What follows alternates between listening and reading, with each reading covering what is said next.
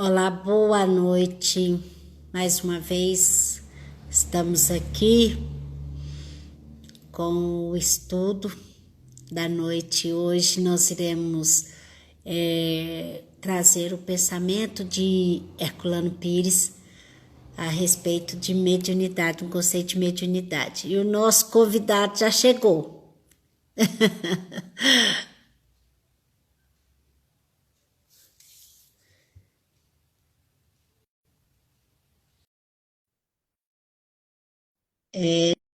Tina, seja bem-vinda. Boa noite, Noé. Boa noite, José Carlos. O pessoal tá chegando. É, isso é bom. Pois é, tá faltando uns minutinhos. A Fabi Exato. Costa, né, tá chegando aí. É muito bom a presença de todos. Convide os amigos para vir participar desta noite de estudo, de conhecimento, porque através do conhecimento que a gente sim vai ter discernimento, vamos fazer melhores escolhas. Então, tudo faz parte de um processo, né? Seu, seu relógio já deu 8 horas, é Carlos? O meu tá dando aqui 8:01. Pois é. O meu aqui, então, tá. O meu agora que deu 8 horas. Tá Então, nós vamos dar início fazendo uma prece, rogando a espiritualidade amiga, que nos auxilie para que tudo transcorra dentro de um clima de harmonia, e o José Carlos possa, assim, desenvolver o seu trabalho da melhor maneira possível, e aqueles que estão aqui presentes possam também estar de mente e coração aberto para o aprendizado. Ser conosco, Senhor, agora e sempre, graças a Deus. E assim, então, meus amigos, hoje nós vamos trazer. Semana passada a gente trouxe a biografia de José Herculano Pires. Hoje nós iremos trazer um pouco do conhecimento que foi desenvolvido através das pesquisas de José Herculano Pires. Então, José Carlos, gente, ele faz parte da Fraternidade Espírita Irmã Sheila de Belo Horizonte. E ele sempre estará aqui junto com a gente, contribuindo com o seu conhecimento, nos ajudando no sentido de despertar consciências, né, Zé Carlos? A palavra é sua aí. Ok, obrigado, Noemi, aí, pelas palavras elogiosas, né? O meu cordial boa noite a todos e a todas. Eu rogo a Deus, a Jesus, aos nossos amigos espirituais que possam me intuir, né, e eu consiga traduzir, né, aquilo que é necessário para que a gente possa entender um pouco aí, né, conforme o próprio tema fala, o pensamento de Herculano Pires, né, aquilo que ele traz a respeito de mediunidade. Né? Como vocês viram na semana passada, né, na biografia dele, Herculano Pires nasceu em 25 de setembro de 1914 e desencarnou em 9 de 3 de 1979, aos 65 anos. Né? E ele tem uma vasta bibliografia a respeito de mediunidade, é um estudioso das questões mediúnicas e traz para a gente realmente algo que vai fazer com que a gente possa realmente entender um pouco mais de mediunidade. Então, o nosso capítulo hoje, o tema é mediunidade, né? O capítulo 1, conceito de mediunidade. Né? E antes que eu entre no capítulo em si, eu achei interessante eu fazer um preâmbulozinho a respeito do que vem a ser mediunidade, para que a gente possa, a partir daí, a gente buscar entender aquilo que ele colocou no capítulo. Nós vamos detalhar, né, o capítulo todo, né, e dentro daquilo que ele foi colocando, eu vou tentar, né, esmiuçar para que fique mais fácil o entendimento de todos. Né? Então, eu começo trazendo, né, do lado do Evangelho, é, a primeira epístola de Paulo, né, está lá em Coríntios, no capítulo 12, no versículo 7, onde Paulo fala o seguinte, né, mas a manifestação do Espírito é dada a cada um, para o que for útil. Então, a gente já tem aí, né, um primeiro passo para que a gente possa entender que a mediunidade, ela é do espírito é responsável por cada um, né? Cada um tem a sua condição, né? E ele deve utilizá-la, essa manifestação, né? De forma que ela seja útil, né? Então, a gente tem, né, que a mediunidade ela não é um privilégio, mas uma tarefa que deve ser desempenhada com humildade e resignação, e, acima de tudo, isenta de glórias pessoais que possam estimular a vaidade. Então, aquele que é medianeiro, ele precisa ter em mente, né, que ser médium não é privilégio, de forma nenhuma, nunca foi um privilégio, né? E ele precisa saber que essa mediunidade ela deve ser utilizada de forma, né, que ele possa se isentar, né, de buscar trazer as questões egoísticas para si, né? Então é fundamental a importância que ele tenha esse entendimento, né? Então aí nós temos aí, né, o Chico, Emmanuel coloca, né, no livro psicografado por Chico, né, que ele coloca que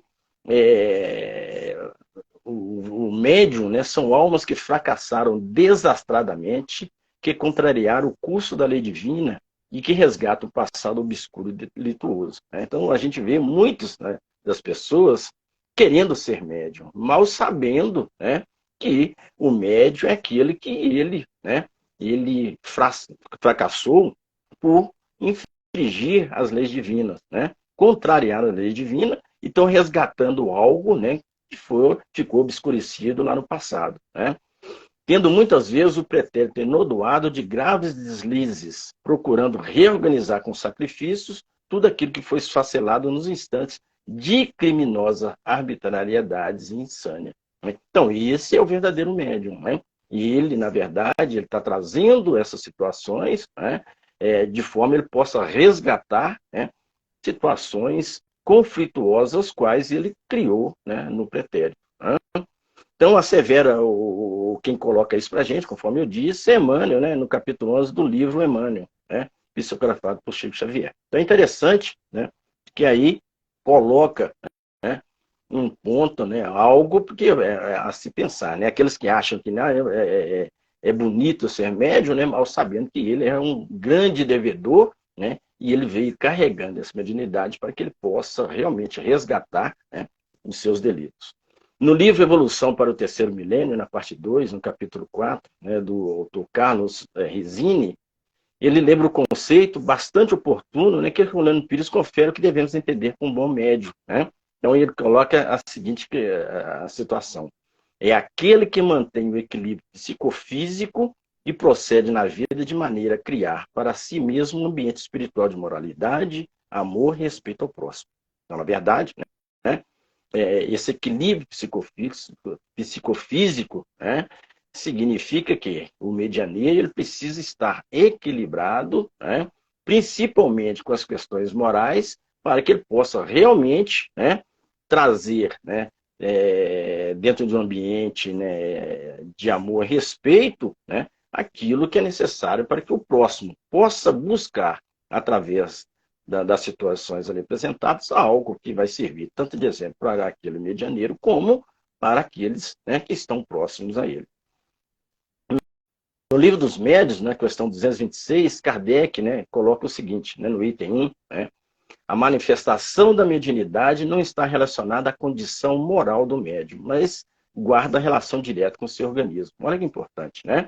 Nós sabemos que todos nós somos médiuns. Agora nós vamos considerar realmente médiuns aqueles que têm, né, uma ostensividade maior, seja ela, né, na psicofonia, na psicografia, o efeito físico, né? E qualquer um pode ser médium, né? E ela não vai guardar a condição, né, a condição orgânica, né? Mas essa manifestação ela não está relacionada à condição moral do médium. Então, por isso eu disse que qualquer um pode ser médium, né? Aí muitas vezes vão perguntar, é um fulano com a vida toda desregrada, mas é médium, né?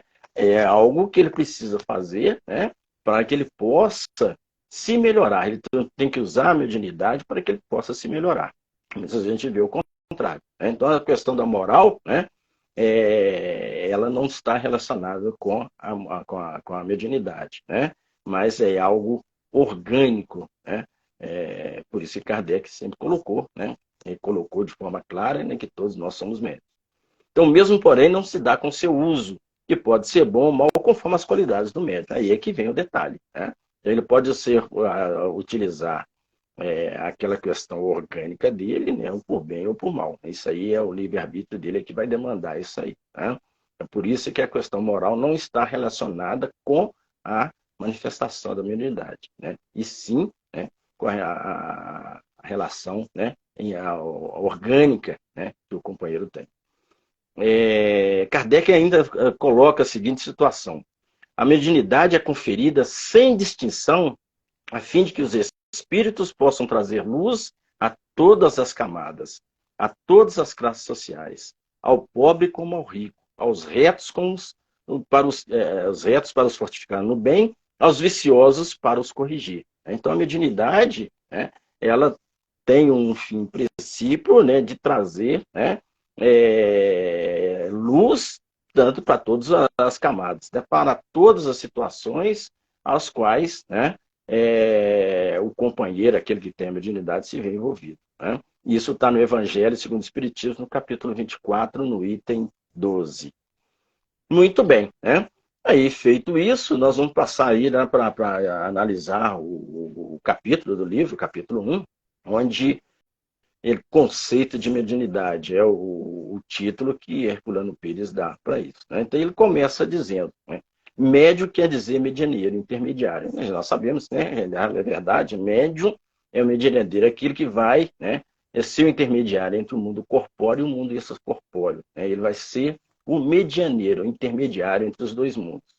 Mediunidade é a faculdade humana natural pela qual se estabelecem as relações entre homens e espíritos. Né? Então, aqui, espíritos, né, desencarnados, então, o homem, né, no mundo corpóreo com o mundo extracorpóreo, né, e ele vai utilizar a mediunidade, é a faculdade que vai possibilitar, né, através da afinização perispiritual entre o encarnado e o desencarnado, para que possa aí trazer as questões do mundo espiritual. Aí ele coloca, né? O Pires coloca: não é um poder oculto que se possa desenvolver através de práticas rituais ou pelo poder misterioso de um iniciado ou de um guru. Né? Então não tem nada, né, que possa ficar oculto em relação às questões mediúnicas. Né?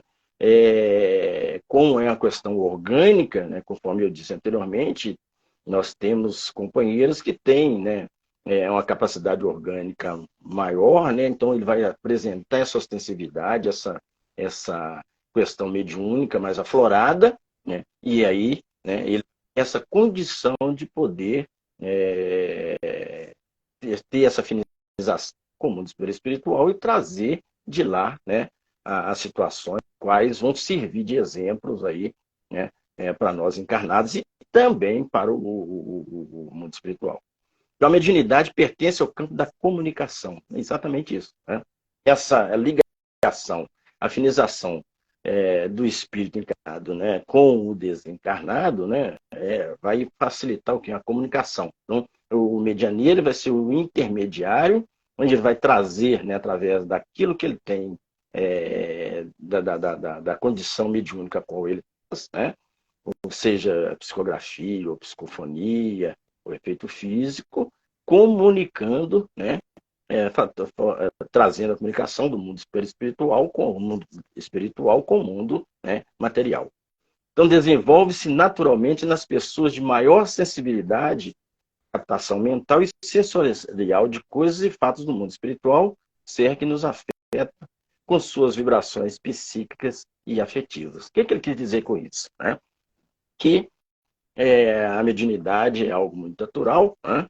E essa sensibilidade ao qual o medianeiro vai ter condições de captar, né, as coisas do mundo espiritual através das ações, né, das vibrações, dos nossos estados vibratórios. Né? Nós sabemos que nós estamos cercados, né, por uma nuvem por nuvens, né, de espíritos, por estados vibratórios diversos, né, onde, dependendo da nossa ação psíquica, né, do nosso estado vibracional, nós vamos nos afinizar com situações que vão estar, né, colocados aí, né, nesse universo ao qual nós estamos inseridos.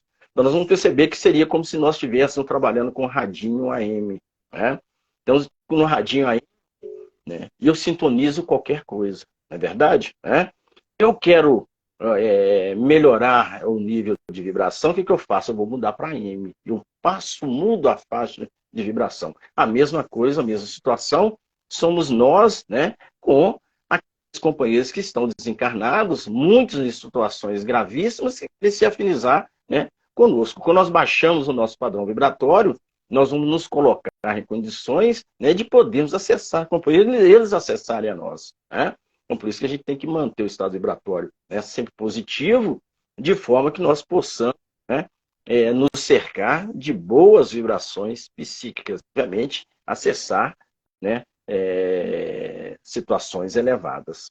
Da mesma forma que a inteligência e as demais faculdades humanas, a mediunidade se desenvolve no processo de relação. É exatamente isso, né? Então, eu vou me afinizar, né, eles, ao quais eu vou, né, ter a minha condição de poder, né, comunicar, né, ter uma relação, né, de afinização, né, mediante o meu padrão vibratório, né, na mesma situação que eu coloquei anteriormente. Então, continuando, né, geralmente o seu desenvolvimento é cíclico, ou seja, processa-se por etapas sucessivas em forma de espiral, né? O desenvolvimento, né, dessa mediunidade, ela é cíclica. Ela se processa em forma de espiral.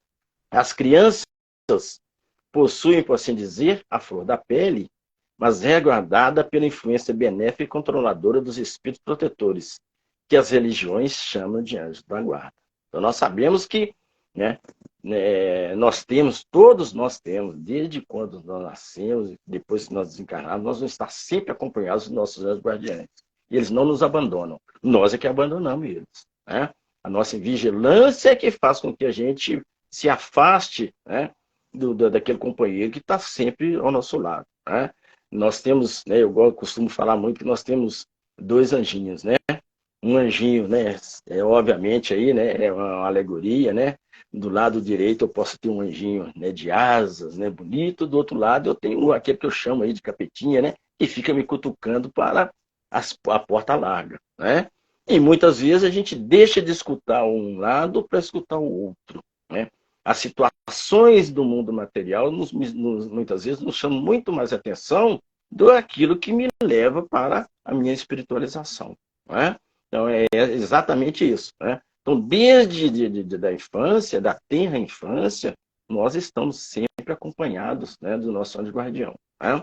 Então, nessa fase infantil, as manifestações mediúnicas são mais de caráter anímico, ou seja, quando se fala anímico, é da alma, né? É algo da alma, né? E a criança projeta a sua alma nas coisas, nos seres que a rodeiam. Recebe as impressões orientadoras dos seus protetores, às vezes veem e denunciam a presença de espíritos, e não raro transmitem avisos e recados dos espíritos aos familiares, de maneira positiva e direta, ou de maneira simbólica e indireta. Então vocês percebem, né? A gente percebe, né, quem tem criança em casa percebe isso muito claramente, né? Muitas vezes a gente fica até, onde que esse menino arrumou isso, né? Para com isso, né? Chama atenção, né? Tenta descortinar a fala da criança, achando, né, que é algo fantasioso da cabeça dela, né? Mas é uma projeção que ela faz, né, animicamente, né? Muitas vezes mostrando aí, né, situações que as rodeiam, né, no seu cotidiano. Quando passam dos 7 ou 8 anos, integram-se melhor no condicionamento da vida terrena. Então a gente vai ver que a criança, né, ela tem fases, né? É até bonito a gente acompanhar, né, a criança, né, crescendo, né? Porque é interessante, né, a gente ver o desenvolvimento dela, né? A gente percebe as várias fases as quais ela passa, a gente acha muito engraçado e muita gente comenta, né? Seria tão bom, né, se ela não crescesse e continuasse sempre assim, né? Mas não é possível, né? Então, quando passam dos 7, 8 anos, integram-se melhor no condicionamento da vida terrena. É quando elas começam a associar as coisas do mundo material, né? desligando-se progressivamente das relações espirituais e dando mais importância às relações humanas, né? É quando ela começa a se socializar um pouco melhor, né? Que o espírito se ajusta no seu escafandro para enfrentar os problemas do mundo, né? Então aí o espírito, quando ele coloca o escafandro, é interessante, né? Porque quem usa o escafandro é quem vai mergulhar, né, em alto mar, né? Então você se protege. Então a mesma coisa é a criança, né? Então o espírito aí já está testando as questões, né, do mundo para que ele possa realmente enfrentar aquelas situações que, né, lhes que são apresentadas no dia, né? Então, fecha-se o primeiro ciclo mediúnico para seguir abrir-se o segundo. Considera-se, então, que a criança não tem mediunidade. A fase anterior é levada à conta de imaginação e da fabulação infantis. Tá? Já visto que não se trabalha mediunidade com criança, de jeito nenhum, né? Porque o organismo físico dela não está preparado para esse tipo de situação. Tá? A gente busca, nessa fase, colocar a criança, né? A gente vai até colocar mais à frente, na evangelização infantil, né, para que ela possa, mediante isso, né, aí sim, né, ela ir tendo um entendimento e buscando se afinizar, né, com as coisas realmente do mundo, né, obviamente aí, né, com evangelizadores capazes de poderem, né, mostrar para ela, né, todas as situações sem fantasia, né, dentro da realidade de cada criatura. Né? Então, geralmente na adolescência, a partir dos 12 ou 13 anos, que se inicia o segundo ciclo. Né? Aí já saiu daquela idade, né, de criancita, já começa a ter realmente, né, se interiorizar coisas do mundo. Né? Então, no primeiro ciclo, só se deve intervir no processo mediúnico com preces e passes para abrandar as excitações naturais da criança. Por isso que eu disse a questão da evangelização infantil, né? Porque lá, né, mediante o trabalho dos evangelizadores, ela também vai ter oportunidade de tomar um passe, né? Aprender a fazer as preces, né? E buscar se resguardar. Né? Para abrandar as excitações naturais da criança, quase sempre carregadas de reminiscências estranhas do passado carnal ou espiritual. Ou seja, né? Aquele espírito que está, né, aquele espírito daquela criança pode ser de um corpo de criança, mas um espírito já velho. Né? Então, daí a necessidade, né, da prece, né, dos passes, justamente, né, para que, se ele estiver carregando essas reminiscências do passado, né, tanto carnal quanto espiritual, né, ela seja abrandada. Né? Então, na adolescência, o seu corpo já amadureceu o suficiente para que as manifestações mediúnicas se tornem mais intensas e positivas. Né? Então, à medida que ele organicamente vai se fortalecendo, né? Vai se tornando, caminhando para uma outra fase, obviamente, aí esse assédio, né, dos espíritos, né, começa a ser um pouco maior, mais intensa. Né? É tempo de encaminhá-lo com informações mais precisas sobre o problema mediúnico.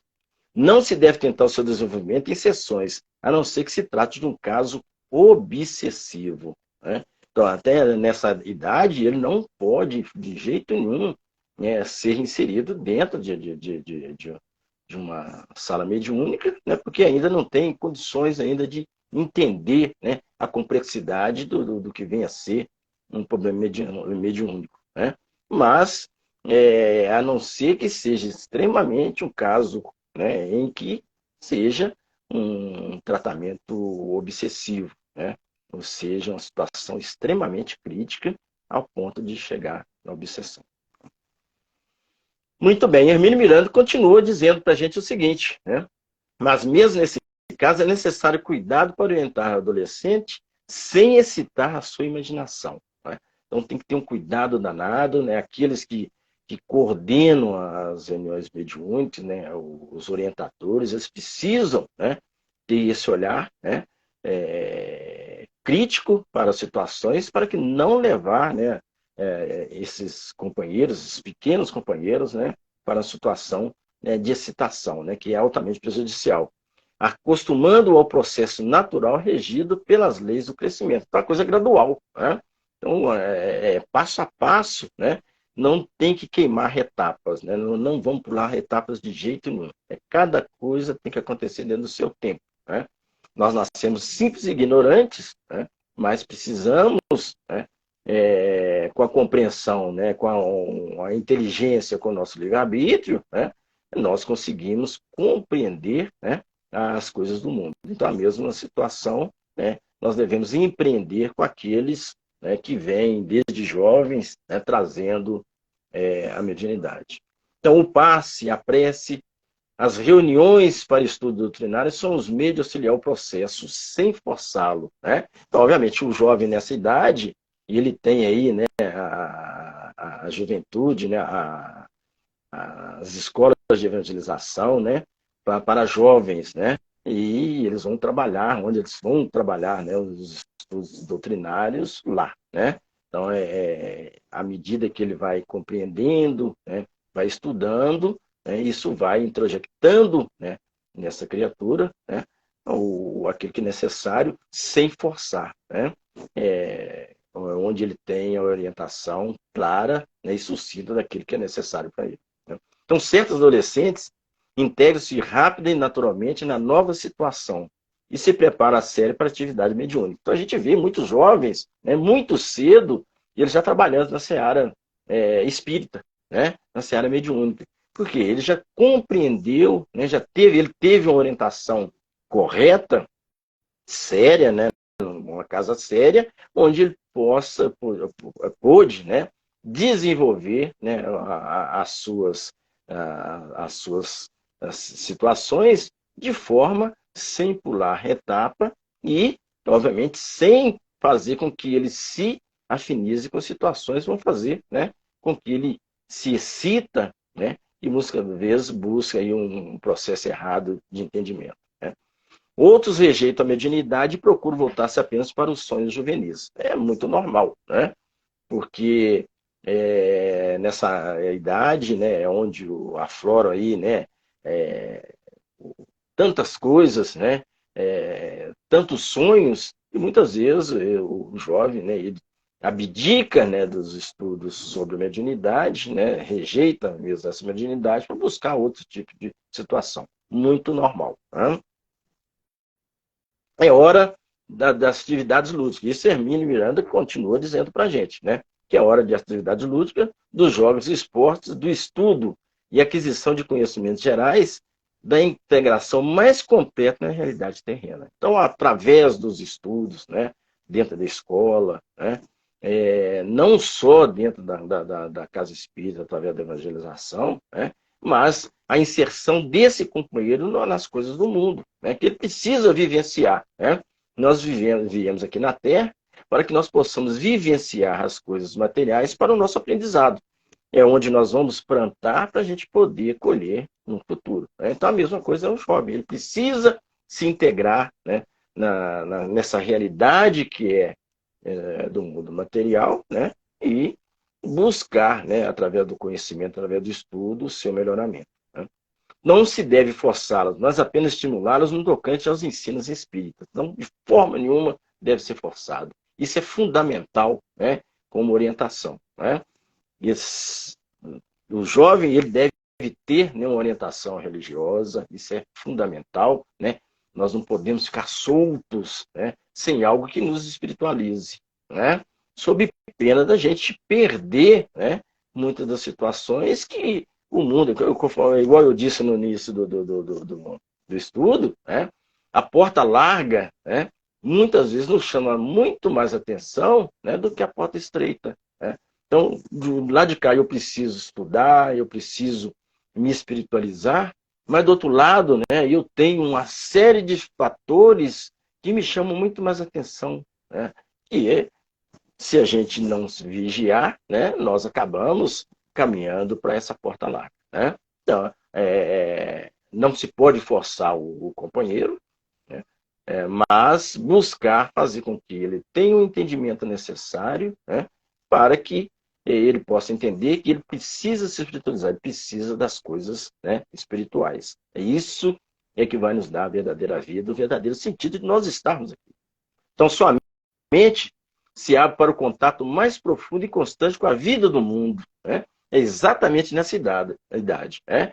A gente fala muito que se a gente não recuperou ou não fez alguém ser, né, entre aspas, aí, né, ser gente até 17 anos, é um abraço. Né? Porque depois a gente não consegue mudar a mentalidade dessa criatura. Em hipótese, é muito difícil, consegue-se, né? Mas é algo difícil. Né? Então, é exatamente isso. Né?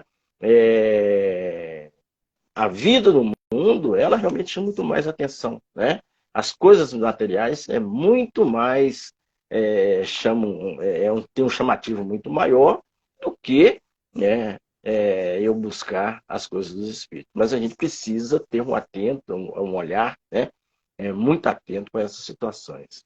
Mas ele já traz na consciência as diretrizes próprias da sua vida, que se manifestarão mais ou menos nítidas em suas tendências e seus anseios. Né? É interessante isso que o Hermínio Miranda coloca, porque nós sabemos que o bem e o mal está latente em nós, não é isso? Né? Então, se eu vou caminhar para o bem ou para o mal, né, isso já vem enraizado na gente. Né? Então, eu é que preciso perceber, né, buscar através, obviamente, aí, do exemplo, né, que aqueles que estão caminhando para o bem é que vão me arrastar para lá. Né? Então, essas diretrizes do bem ou do mal, elas vêm latente na gente. Né? E aí, volto a repetir, cabe, né, a gente, mediante, né, os exemplos que nos cercam, que vão fazer com que a gente possa caminhar, né, para aquilo que possa nos fazer levar para o lado do bem. Muito bem, continuando, né, Hermínio Miranda coloca que forçá-la a seguir um rumo que repele é cometer uma violência das graves consequências futuras. Ou seja, né, todos nós temos o nosso livre-arbítrio. Nem Deus vai interferir no nosso livre-arbítrio. A mesma situação. Se o companheiro, nós não podemos forçar a mudar o rumo, né, o qual, né, utilizando da violência para fazer com que ele se dirija, ele mude, né, a sua trajetória. A coisa tem que ser feita de forma tranquila, de forma que ele possa entender, né, que existe a necessidade, né, de mudança de rumo. Existe a necessidade da mudança de postura, né, em relação às coisas do mundo, né, para que realmente não se perca e, obviamente, aí agravar ainda mais, talvez, situações as quais ele veio, né, reencarnou, né, nessa reencarnação, essa reencarnação, né, para que ele possa se melhorar e, obviamente, está buscando se agravar ainda mais as situações já trazidas aí do pretérito. Né? Então, os exemplos dos familiares influem mais em suas opções do que os ensinos e as exortações orais. Né? Então, aí os exemplos dentro de casa que vão fazer que esse companheiro busque, né, um melhor caminho, né, um caminho de paz e luz. Né? Então, é de fundamental importância a participação da família nesse desenvolvimento, né, desse adolescente. Justamente para que ele não se perca, né, buscando exemplos de fora e largando, né, os exemplos de casa. Se ele não acha esse fator de apoio dentro de casa, onde que ele vai buscar? É na rua. Né? E aí, exatamente, né, é o que Hermínio coloca. Né? Nós não devemos forçar, mas devemos mostrar, através do nosso exemplo, qual que é o caminho a ser seguido. Ele toma conta de si mesmo e firma sua personalidade, exatamente essa. Né? Quando ele consegue compreender, né, ele vê o exemplo, né, que ele vai formar sua personalidade. Essa que é uma característica fundamental. Né? Então é preciso respeitá-lo e ajudá-lo com amor e compreensão. Né? Nunca na base do chicote. Né? A gente deve buscar, né, ser fraterno com aquele ser, né, que está iniciando a vida. Né?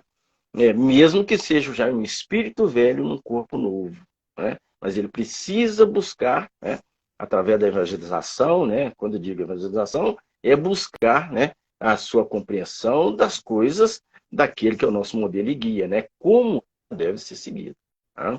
No caso de manifestações espontâneas da idade, é conveniente reduzi-las ao círculo privado da família ou de um grupo de amigos nas instituições juvenis, até que a sua mediunidade se defina impondo-se por si mesmo. Né? Então é comum que muitas vezes apareça as questões mediúnicas nessa fase. Né? Então, buscar não estimular essas situações, né? Mas se porventura ocorrer, buscar, né, nas instituições que trabalham com os jovens, com a evangelização, né, infantil, né, de jovens, né, mediante aí os estudos e a buscar a ajuda necessária para esse desenvolvimento, né, sem maiores percalços. Continuando, né, Hermínio Miranda coloca o seguinte: o terceiro ciclo, né, obviamente já nós já falamos do primeiro. Carlos. Sim. É o Zé Herculano ou do Hermínio? Você está trazendo? Hermínio, eu falei Herculano, né? Hermínio Miranda. Você está trazendo o pensamento de Hermínio Miranda? Não, Herculano Pires, eu falei Hermínio Miranda? Você vai falar dele para nós em breve. Com Hermínio Miranda na cabeça, Herculano Pires. Então, obrigado aí. Não estou com o Hermínio Miranda na cabeça aqui. Mas o Herculano Pires, ele coloca para a gente o seguinte. Então, nós estamos falando no primeiro, no segundo, vamos no terceiro ciclo. Né? Ocorre geralmente na passagem da adolescência para a juventude, entre os 18 e 25 anos.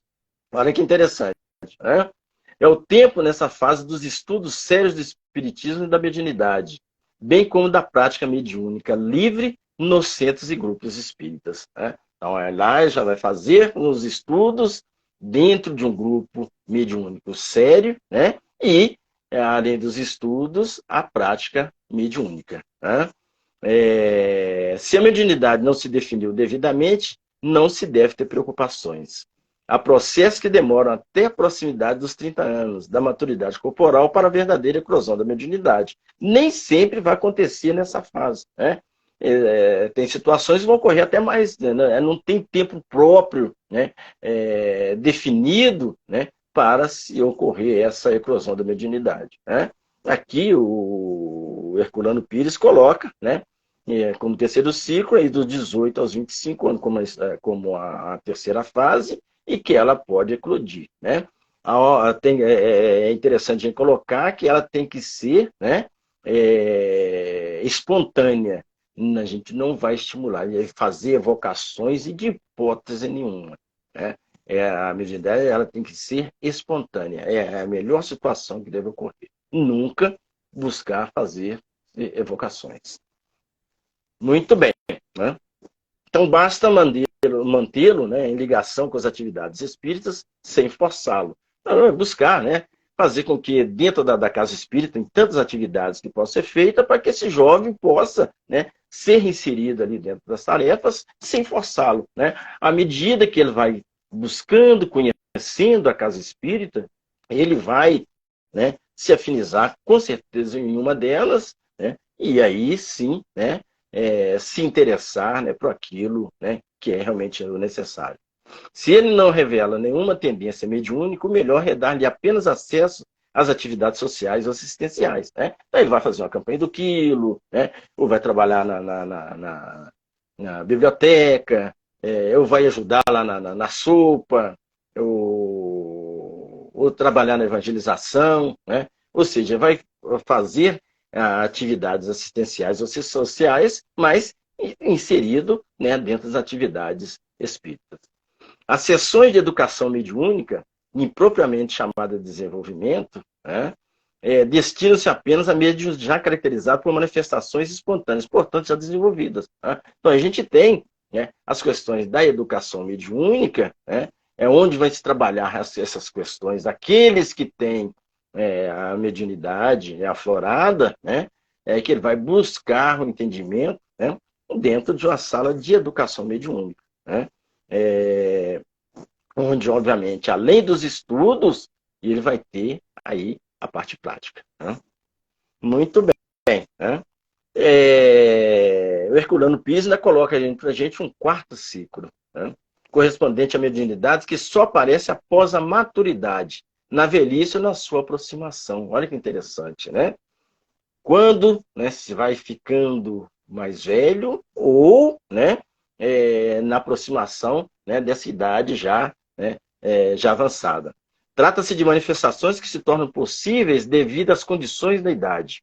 Enfraquecimento físico, ou seja, vai perdendo a vitalidade do corpo físico, né, permitindo mais fácil expansão das energias perispiríticas.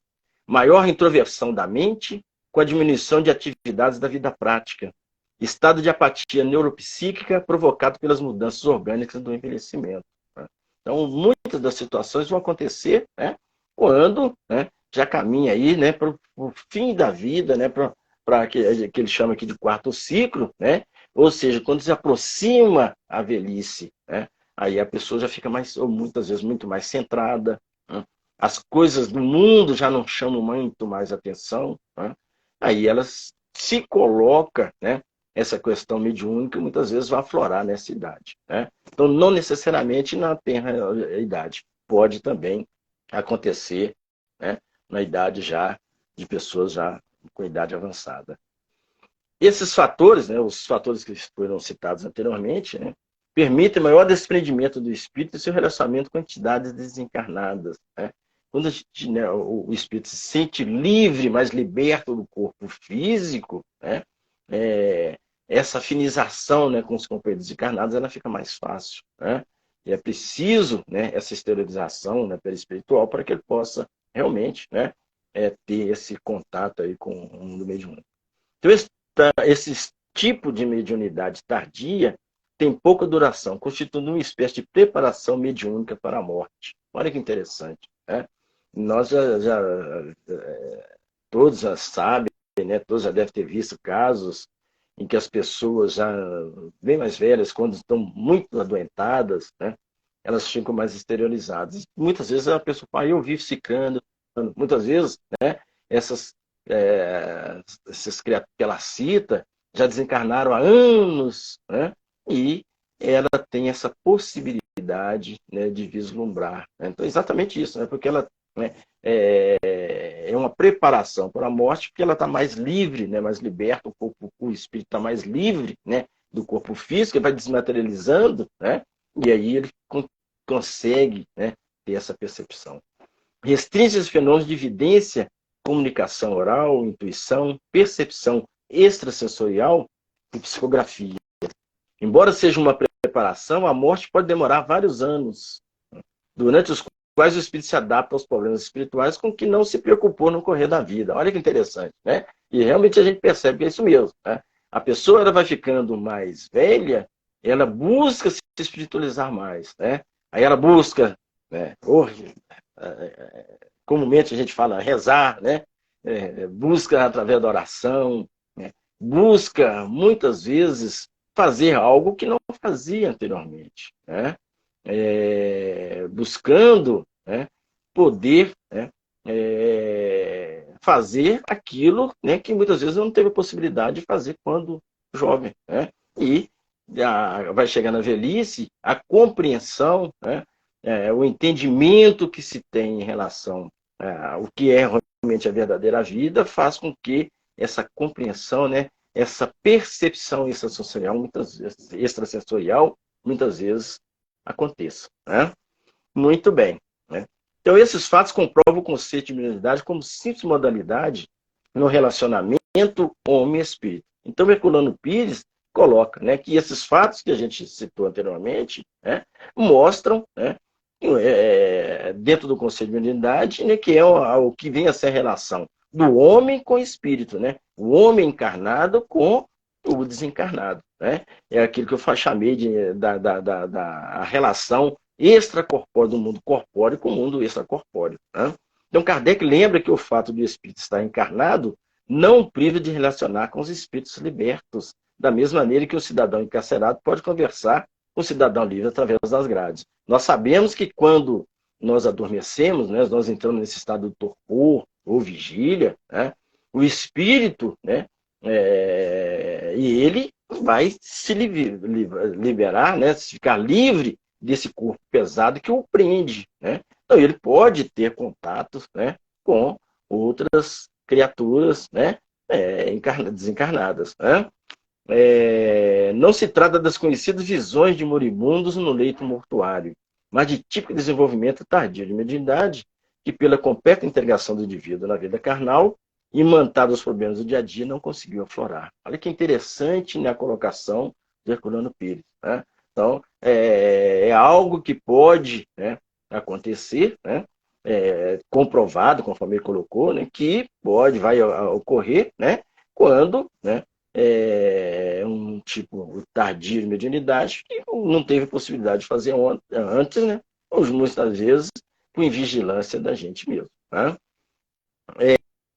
A sua manifestação tardia lembra o adágio de que os extremos se tocam. A velhice nos devolve a proximidade do mundo espiritual, em posição semelhante à das crianças, né? Por isso que a gente fala, né? Muitas vezes a gente volta a ser criança novamente. E é exatamente isso, né? Aquelas situações que a criancinha via lá no início, né, quando ela, né, na tenra idade, né, também vai voltar quando eu, né, estiver na velhice, né? Por isso, né, que a coisa é cíclica, né?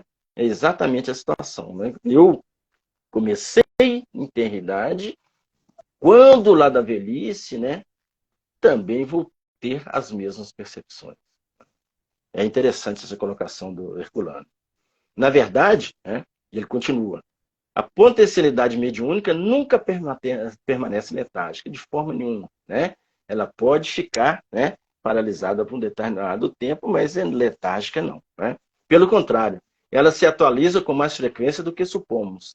Passa de potência a atos em diversos momentos da vida, através de pressentimentos, previsões de acontecimentos simples, como o encontro de um amigo há muito ausente, percepções extrasensoriais que atribuímos à imaginação, à lembrança e assim por diante. Então, vários fatores acontecem que muitas vezes a gente dá um outro caráter para ela, né, que não o mediúnico. Justamente por quê?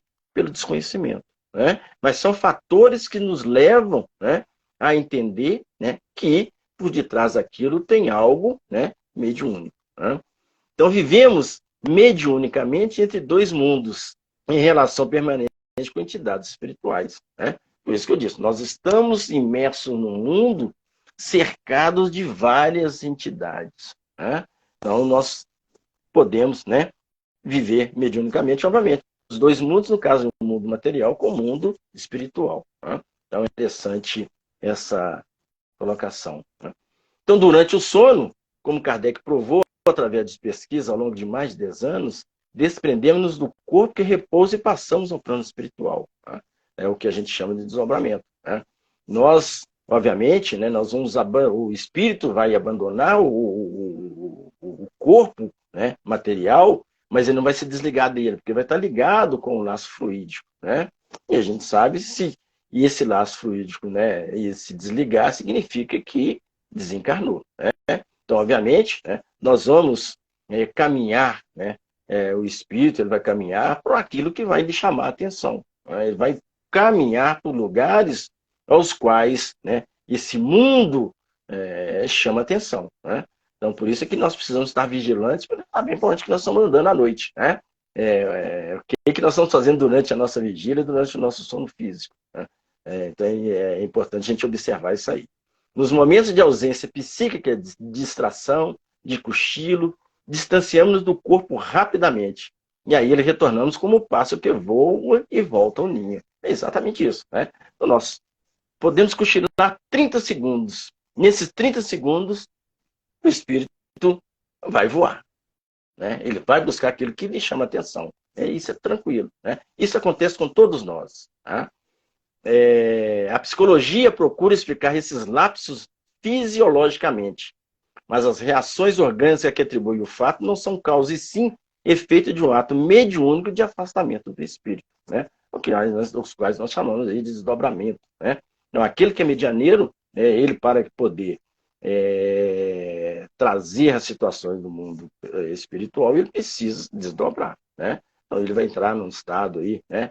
Vai se concentrar, né? E mediante essa concentração, né, juntamente aí ligado à equipe espiritual, e ele vai buscar, né, essa afinização, né, para trazer as situações às quais, né, a equipe espiritual vai precisar dele, né, já que ele é o intermediário entre os dois mundos. Continuando, né, Herculano Pires coloca, né, que os estudos de hipnotismo comprovam isso, mostrando que a hipnose interfere constantemente em nossa vigília, fazendo-nos dormir em pé e sonhar acordados, como geralmente se diz, né? Então, aqueles que trabalham com hipnotismo fazem, né, muitas vezes, que a pessoa possa, em pé, ela adormecer, né? E aí, né, caminhar aí para aquele que ele buscou fazer essa hipnotização, né? A busca científica de uma essência orgânica da mediunidade nunca deu nem dará resultados, porque a mediunidade tem sua essência na liberdade do espírito, né? Então, ele precisa estar liberto do corpo físico para que ele possa buscar aí, né, essa afinização aí com o mundo espiritual. Muito bem, né? Então aí Herculano Pires coloca, né? Chegando a este ponto, podemos colocar o problema em termos mais precisos. A mediunidade é a manifestação do espírito através do corpo. Exatamente, né? A mediunidade, ela vai ser o quê? Perispiritual. É o perispírito do medianeiro com o perispírito do desencarnado, né? E as sensações, elas vão estourar no corpo, elas vão ser externadas através do corpo físico, né? É por isso que ele coloca isso, né? Então, a mediunidade é a manifestação do espírito através do corpo. É porque precisa do corpo do desencarnado para ele manifestar as suas situações. No ato mediúnico, tanto se manifesta o espírito do médium como o espírito ao qual ele atende e serve. Exatamente, porque a ligação é perispiritual, né? Então, perispírito do médium com o perispírito do desencarnado, né? Existindo a afinização, vai existir o quê? A comunicação mediúnica. Se não existir afinização, não tem comunicação, né? É por isso, né, que cada um, dentro da sua condição, né, é que vai buscar, né, trazer, né, aquilo que tem condição, ele vai se afinizar com aquilo que ele tem condição. Ninguém vai trazer aquilo que ele não dá condição, que ele não dá conta, né? Cada um dentro do seu patamar. Então, os problemas mediúnicos consistem, portanto, simplesmente na disciplinação das relações espírito-corpo, né? Então, dentro da educação mediúnica, busca exatamente, né, trabalhar o medianeiro de forma que ele consiga disciplinar as suas situações, né, de forma que ele possa exteriorizar isso com disciplina, né, e ele seja aquele, né, um médium educado, né? Então, aí olha bem que interessante, né? Aí o Herculano Pires coloca, é o que chamamos de educação mediúnica. Tá vendo? Né? É exatamente isso. É buscar fazer com que o medianeiro, né, ele, através das situações que lhe são apresentadas, ele se discipline, né? Ele possa controlar muitas vezes uma mediunidade doentia, descontrolada, né? Dentro da educação mediúnica, ele vai aprender a controlar essa mediunidade. Senão ele fica igual o Rádio AM, pegando tudo, né? E a gente tem que buscar sermos, né, aquele que vai trabalhar sempre em alto grau no AM, né? Senão ele dá mediunidade no açougue, na padaria, dentro do cinema, dentro do ônibus, e não é assim, né? Tudo tem o seu tempo, o seu lugar, a sua hora. Na proporção em que o médium aprende como espírito a controlar a sua liberdade e a selecionar as suas relações espirituais, sua mediunidade se aprimora e se torna segura. Então, a busca é exatamente essa, né? Que ele faça com segurança, né? Com certeza daquilo que ele está, né, realizando. Assim, um bom médium é aquele que mantém o seu equilíbrio psicofísico e procede na vida de maneira a criar para si mesmo um ambiente espiritual de moralidade, amor e respeito pelo próximo. Então, a moral aqui, ela faz sentido, né? Porque senão, né, vai ser algo descontrolado. Então, aquele que quer trabalhar com Jesus, ele tem que ter a moral dela equilibrada, né? Nós precisamos sempre andar com as duas, tanto o intelecto quanto a moral, ela tem que estar equilibrada. E eu vou buscar, mediante isso, né, dentro da educação mediúnica, trabalhar com essas questões de forma que eu consiga ser realmente um bom médium, né, na acepção da palavra. Então, a dificuldade maior está em se fazer o médium compreender que, para tanto, não precisa tornar-se santo, mas apenas um homem de bem, né? Então, a gente coloca sempre isso lá dentro da educação mediúnica, né? Nós não somos santos, né? Perfeito, né? Nesse mundo, só Jesus, verdade? Né? Mas ele nos trouxe as leis morais para que a gente possa seguir. E, obviamente, né, se nós compreendermos essas leis, né, nós não seremos santos, né, mas nós vamos buscar, né, atingirmos, sermos aqueles que realmente ser chamado um homem de bem. É o homem perfeito. Né? Está lá no Evangelho segundo o Espiritismo, né? Sedes perfeitos. Né? Buscar exatamente, cumprir aquilo, né, que nos foi colocado por Jesus e perdeu-se na poeira do tempo. Né? Nós estamos buscando vencer essa dificuldade para que a gente não nós sejamos santos, mas sermos um homem de bem. Aquele que consegue compreender as leis divinas e fazê-las cumprir, né, da melhor maneira possível. Muito bem. Então, os objetivos de santidade perseguidos pelas religiões, através dos milênios, gerou no mundo a expectativa incômoda para os todos que se dedicam aos problemas espirituais. Isso é gravíssimo. Né? Então, as religiões buscam fazer com que todo mundo vai ser santo. Né? Aí coloca dois patamares, céu, inferno, né? Aí várias outras situações, né? Que não condizem realmente com a realidade. Né?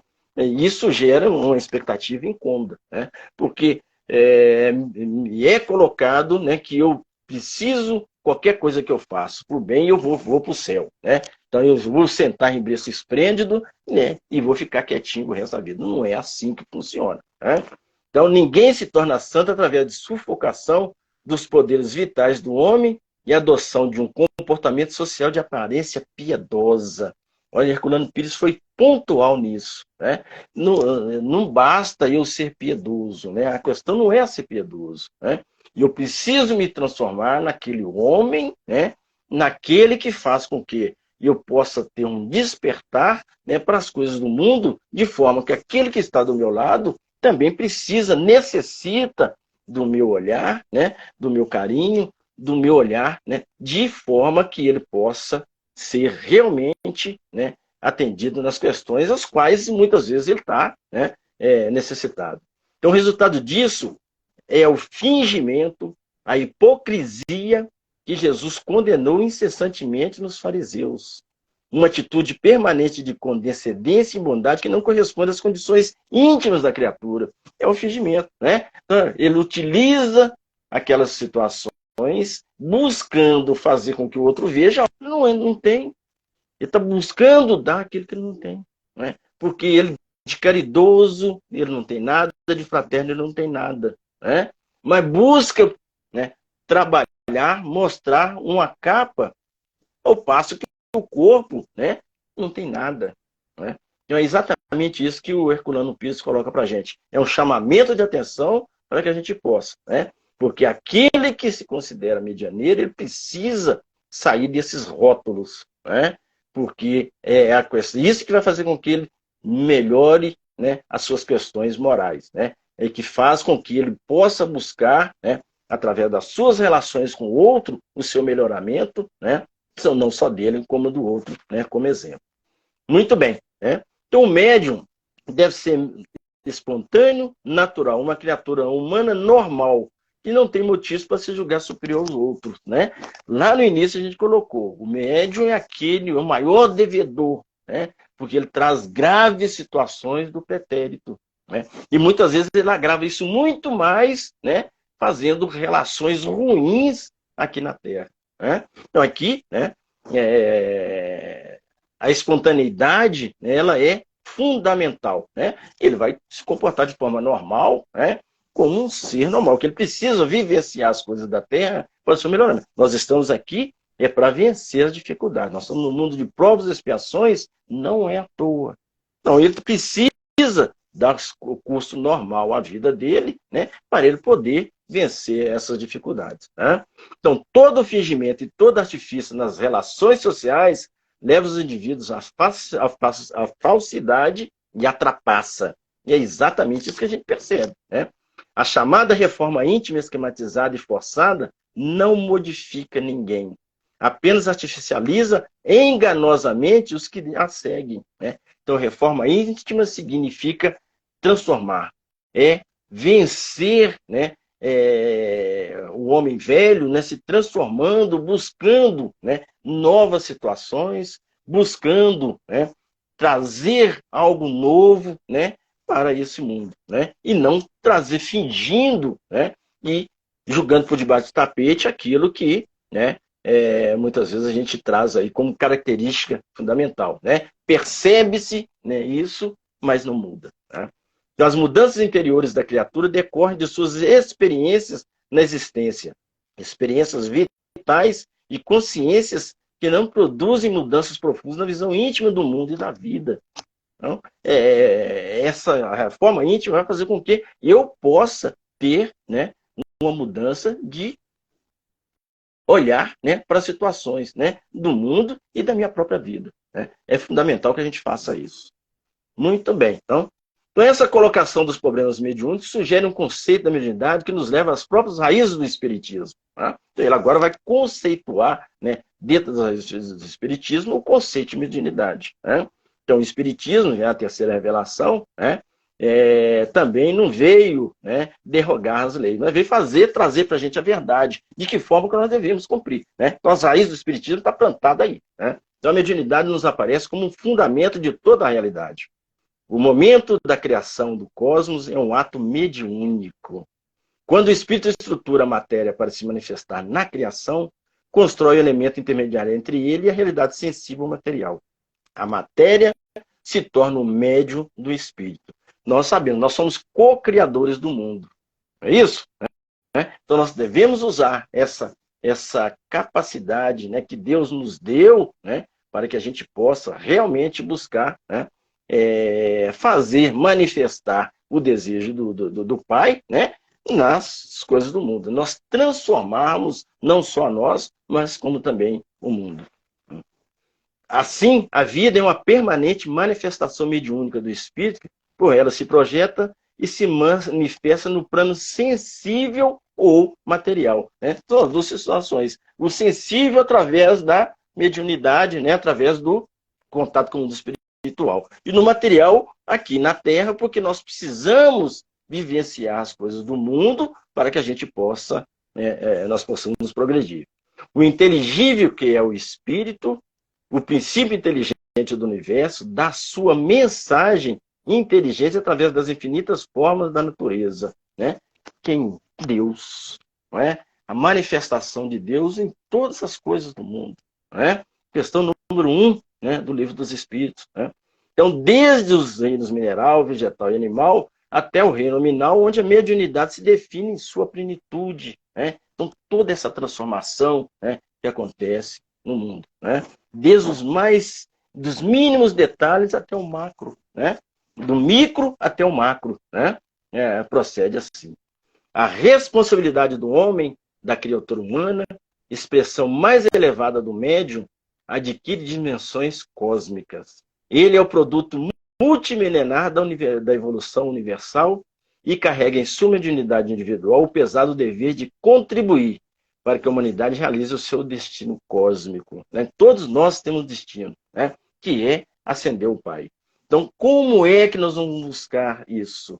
É nos espiritualizando, e a mediunidade vem trazer o exemplo de como nós devemos buscar, né, fazer esse entendimento, esse crescimento, né?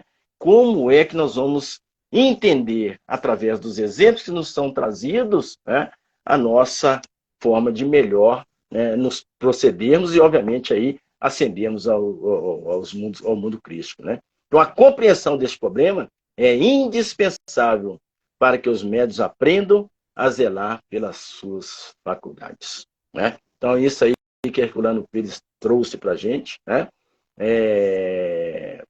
O capítulo é excepcional, né?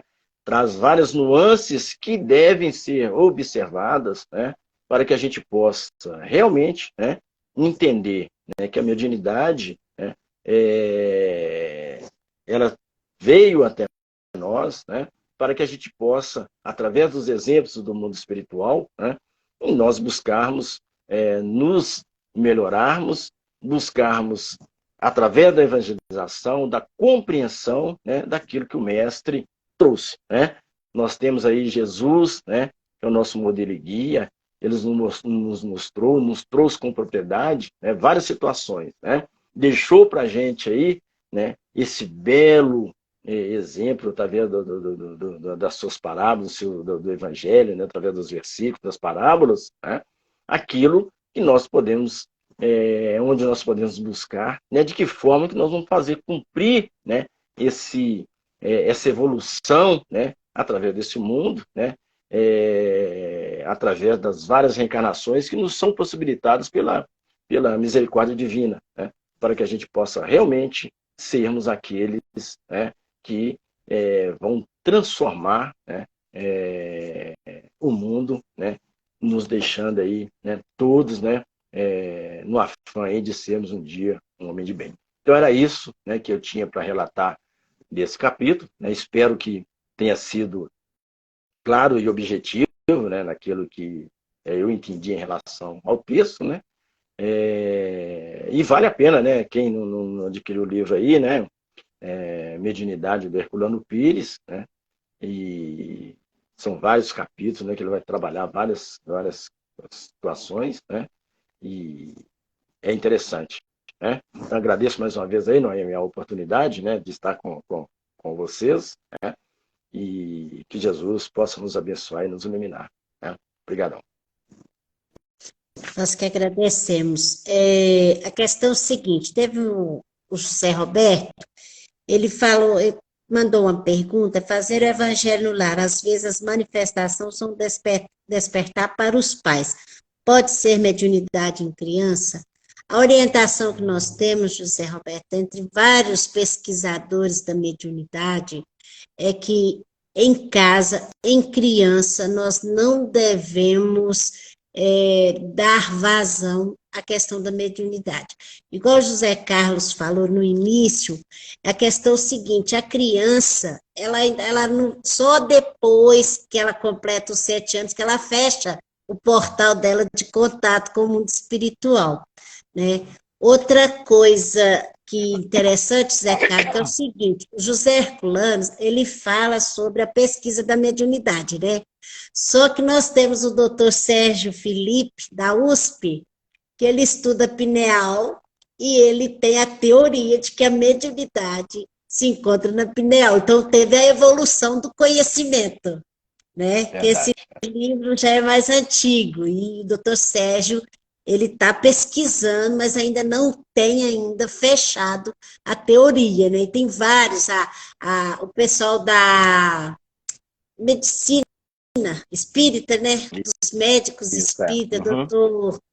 Tem vários médicos estudando para querer descobrir o que é, onde que está a mediunidade, o efeito da mediunidade sobre o corpo físico. Então tem várias pesquisas. Né, Noemi, o espiritismo ele é progressista, né? Então, realmente, né, Kardec colocou, né, à medida que fosse estudando, é por isso que nós precisamos ficar sempre estudando, né, para que a gente possa ter uma compreensão maior daquilo que ele trouxe, né? E ele trouxe para a gente uma biblioteca imensa, né, cabouço de conhecimento enorme, né?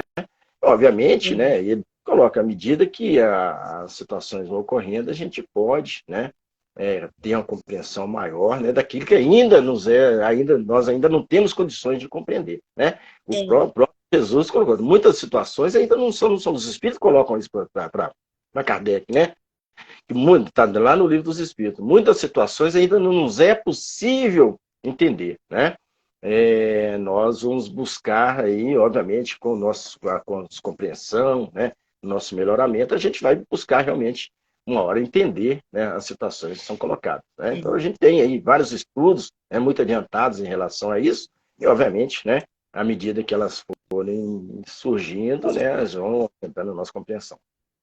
A nossa proposta de trazer o pensamento desses lá do início é no sentido para a gente ver a progressão do conhecimento, que, como se diz, o pensamento dele era aquele, as pesquisas eram aquela, mas tem mais coisas sendo apresentadas. mas é bom a gente conhecer a raiz, né? É verdade, mas a Então, raiz das gente, coisas é fundamental, né? para a gente ver o progresso, e o progresso que ainda vai ter, mas a base continua a mesma. Verdade. Então, nós vamos agradecer a você. Daqui a 15 dias, o Zé Carlos vai estar de novo com a gente, trazendo pensamentos do Zé Herculano Pires sobre outro assunto referente à mediunidade. Então, coloca aí na sua agenda, se você quer saber mais sobre mediunidade no pensamento de Herculano Pires, né, de Herculano Pires. Então, vamos agradecer a Jesus, a Mãe Santíssima, esse momento que ela nos auxilia e nos ajude na nossa jornada. Ser conosco, Senhor, agora e sempre, graças a Deus. Até semana que vem, se Deus quiser. Um abraço, gente. Obrigado. Abraço. Um abraço.